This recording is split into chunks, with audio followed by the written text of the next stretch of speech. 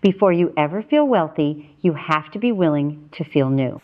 People talk about investing like the hardest part is choosing the perfect account or finding the perfect stock.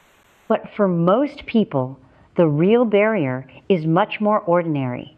It feels uncomfortable to begin.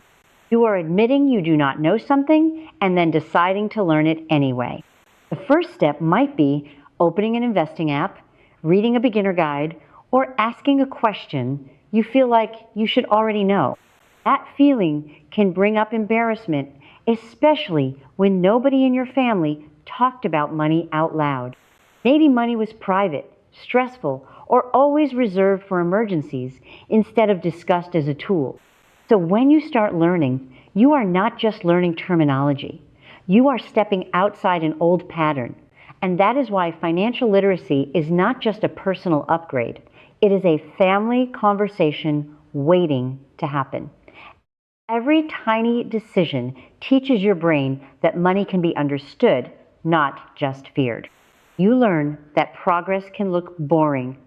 One contribution, one lesson, one patient choice at a time. This is not about chasing a windfall or becoming an expert overnight. It is about choosing to become the person who can explain the basics to themselves and eventually to someone else. Maybe that someone is a child, a younger sibling, a partner, or simply the future version of you. When one person learns a new financial habit, the family baseline can start to move. The next person inherits a little more language, a little more context, and one less mystery.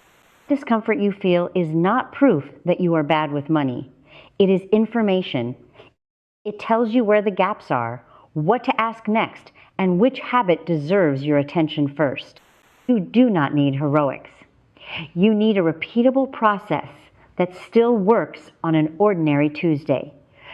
You can learn slowly, make careful decisions, and let the people around you see that learning is normal. That may become part of what your family inherits. Not a shortcut, but a framework.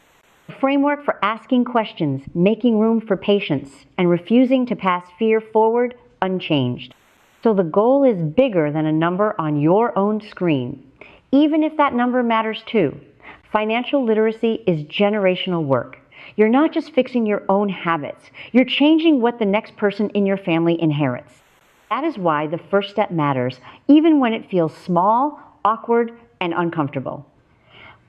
That's worth the discomfort.